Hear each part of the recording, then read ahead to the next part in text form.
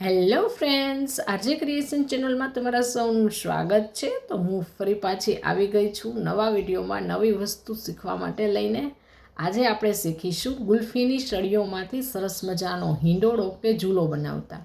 અત્યારે ઉનાળાની સિઝન ચાલી રહી છે એટલે મોટા ભાગના ઘરોમાં ગુલ્ફી ખવાતી જ હોય છે।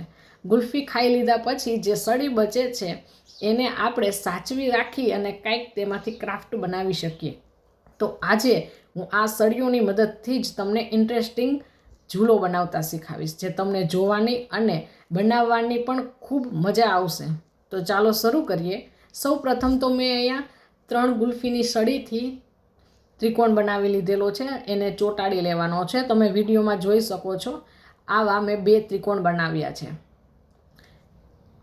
આ ત્રિકોણ છે એ બની જાય એટલે થોડીક વાર માટે એને સુકાવા દઈશું, જેથી કરી અને તેમાં લાગેલો ગમ છે ને એ બરાબર આ સ્ટિક્સ સાથે ચોંટી જાય। આ 2 ત્રિકોણ બની ગયા અને સુકાઈ ગયા પછી આપણે તેની ઉપર 2 સળીઓ ચોંટાડી દઈશું।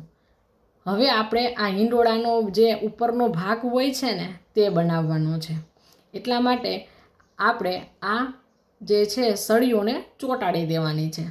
આ 2 સળીઓ ઉપરા ઉપર ચોંટાડી દીધેલી છે એટલે થોડોક હિંડોળો મજબૂત બને।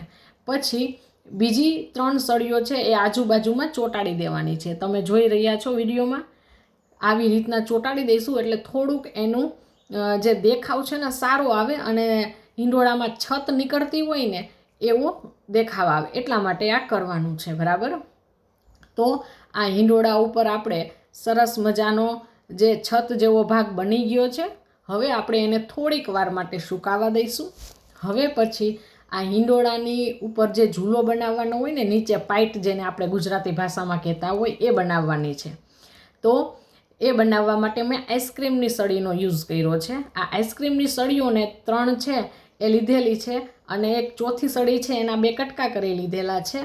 આ 2 ભાગ છે એને 3 સળીઓ ઉપર ગમની મદદથી ચોંટાડી દેવાના। આ બંને ભાગ ચોંટી જાય ને પછી આપણે એને થોડીક વાર માટે સુકાવા દઈશું, જેથી કરી અને એમાં ગમ છે એ બરાબર ચોંટી જાય, બરાબર। તો હવે આપણે આ હિંડોળાનો બેઝ બનીને રેડી થઈ ગયો છે, એની પાઇટ અને આ હિંડોળાનો ઉપરનો ભાગ, તો એને આપણે હવે કલર કરી લઈશું। અહીંયા મારે છે ને લાકડાનો ઝૂલો હોય ને એવો દેખાવ આપવો હતો ને, એટલે મેં અહીંયા કથ્થાઈ કલર જ યુઝ કર્યો છે। તમે તમારા હિસાબે જેવો કલર તમારા હિંડોળાને આપવા માંગતા હોય એ કલર યુઝ કરી શકો છો। મેં અહીંયા વોટર કલરનો યુઝ કર્યો છે અને જો આપણે આ પાઇટ તો બનીને રેડી થઈ ગઈ છે। થોડીક વાર માટે આપણે તેને સુકાવા દઈશું। હવે આપણે આ હિંડોળાનો જે ઉપરનો ભાગ છે એને કલર કરીશું અને આમ આખો હિંડોળો છે એને આપણે આ કલરથી રંગી લઈશું અને આ રંગાઈ ગયા બાદ થોડીક વાર માટે તેને સુકાવા દઈશું।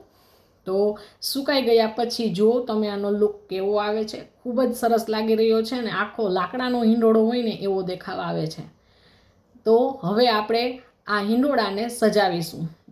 લાકડા કલરનો જે હિંડોળો છે એટલે મને થયું કે આમાં વ્હાઇટ કલર છે ને એ ખૂબ સરસ લાગશે ડિઝાઇન માટે, એટલે મેં અહીંયા સિલ્વર કલરની લેસ છે ને એ પસંદ કરી છે અને આખી જે લેસ છે એને હિંડોળામાં આપણે લગાવી દેવાની છે બધા જ ભાગમાં।